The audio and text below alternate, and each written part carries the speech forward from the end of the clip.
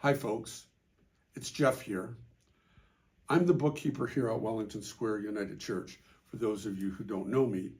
And I'm here with my friend Elmer. We'll talk about him later. One of the questions that comes up a lot at the church is how do finances actually work here at Wellington Square? So I thought I'd give it a shot and see if I could answer that question for you. In this video number 2 of 3, we're going to be looking at the typical expenses at the church. Now, if you have not watched video 1, labeled Money into the Church, I would suggest that you pause this video first, find that video, you'll find the link below, watch that video, and then come back to this video. And then once you watch this video, the third video, which is about the bottom line of the church, we'll look at deficits, surpluses, and how we as a church might operate differently in both scenarios. And between those 3 videos, I'm hoping that you'll have a good picture of how the finances actually work. So let's go forward. Okay, but before we actually get into the expenses of the church, I want to talk about the stuffed elephant in the room. This is Elmer, and he's here to try and help me explain something. So in talking about the expenses, as the paid bookkeeper of the church, I am one of the expenses that we're about to talk about. And for some people, there may be a concern of a conflict of interest. And yes, while it is true that I've been the paid bookkeeper here since March of 2023, what is also true is that I've been a member of this community since January of 1998. In fact, one of the reasons that I was asked to apply for and then eventually hired into the bookkeeper role is because I am an active member of this community. So I'm hoping what you'll take from that is the fact that I bring to these presentations not only the insight of the paid staff member, but the passion and the love of this community as a fellow community member. So based on that, let's look at expenses. Okay, so we're going to thank our friend for stepping in and helping with that last bit. So when we talk about expenses here at Wellington Square, we're looking at expenses in 5 basic areas. The first one is salaries and wages. The second one is property. The third one are programs. The fourth one is administration. And the fifth and final one is assessment. So let's dive into each of those individually, talk about what expenses are included in each, and see what that means for us going forward.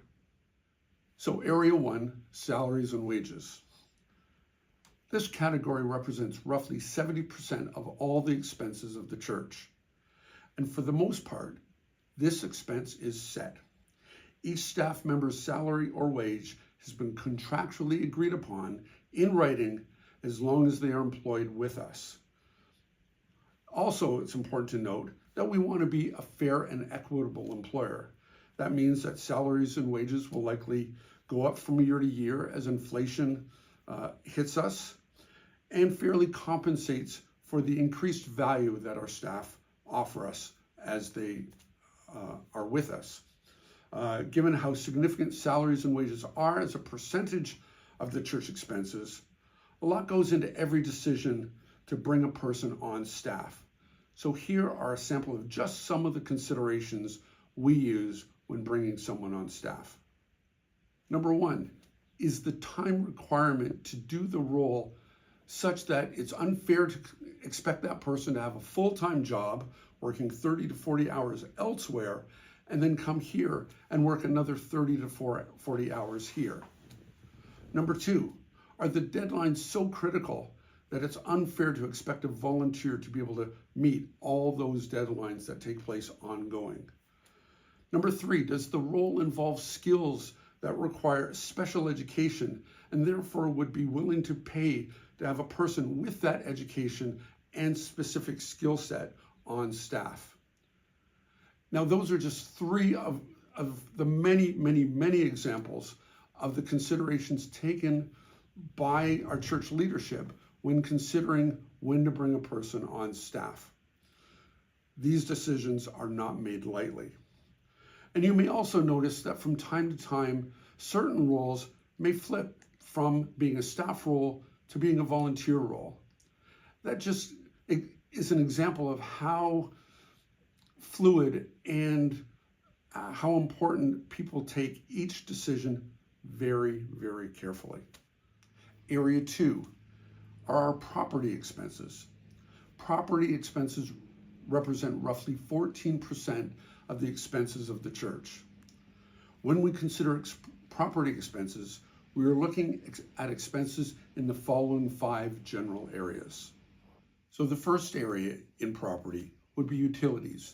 That would be our heat, our hydro, our water. Obviously, as our facility is used more, those expenses will go up. However, our property team is always looking at ways to be more efficient in this area. So for example, you will notice that in certain parts of our church, the lights are connected to motion sensors. That's because we identified certain areas of the church where lights were continuously being left on when they didn't need to be. Our second area, that would be our third-party maintenance contracts. That would include our snow removal in the winter, our lawn care in the summer. We are always looking to make sure that those contracts balance affordability with service level requirements that we need to maintain the property. It should be noted that the current owner of those contracts is someone that has a long-standing history with Wellington Square, and as I understand it, are currently offering us rates that are very competitive in the market. The third area would be insurance. I think insurance is pretty much self-explanatory. It is mandatory here, and for the most part, we don't have a lot of influence or say at what our insurance rates are. The fourth area is building maintenance.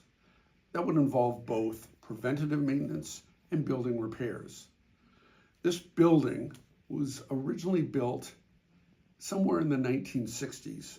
So you can imagine there are a lot of maintenance to be done and a lot of repairs that need to get done. And this may be an area that we have some flexibility with regards to how much we spend. But keep in mind that with a building this old, that delaying repairs may ultimately lead to exponentially higher repairs in the future. That's why we need an active and very involved property team to help manage and discern these expenses. Not necessarily to make the repairs, in fact, not to make the repairs, but to discern when those repairs need to be done at the right time. And then the final area in property would be supplies and furniture. So that would be things like paper towel, toilet paper, cleaning supplies, and other various materials that we need within the building on a day-to-day basis, or tables, chairs, any type of furniture that we need for daily operation. Next, let's look at programs. Program expenses represent roughly 7% of the expenses of the church. Now, you might recall from video 1 that I indicated that some programs bring in revenue to the church.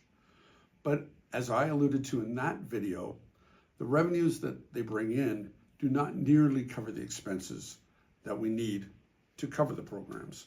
And when I'm talking programs, I'm talking things like everything involved with the TK Kids programming, or youth programming, or any type of adult faith programming, or the worship for that matter. I should also note that salary expenses are not included here, and yet most of the programming involves salary expenses. So when I'm talking about program expenses, I'm talking about non-salaried program expenses. Now, this is an area that we could be doing some cutting, but let's face it, we are a growing church. And a growing church doesn't want to cut programs, we want to add programs. So this is an area in which we really take a lot of discerning to figure out what's the right thing to do with regards to existing programmings and upcoming programs. Next, let's look at administrative fees. Administrative expenses represent roughly 6% of all the expenses of the church. This area looks at expenses within finance and the office areas. So you're looking at expenses like banking fees, auditor fees, licensing fees, postage, or stationery, plus any other miscellaneous administrative expenses that might occur. We've also wrapped in the ministry and personnel team and their expenses, and the communications team and their expenses as well, for any expenses that they might have to do their day-to-day efforts.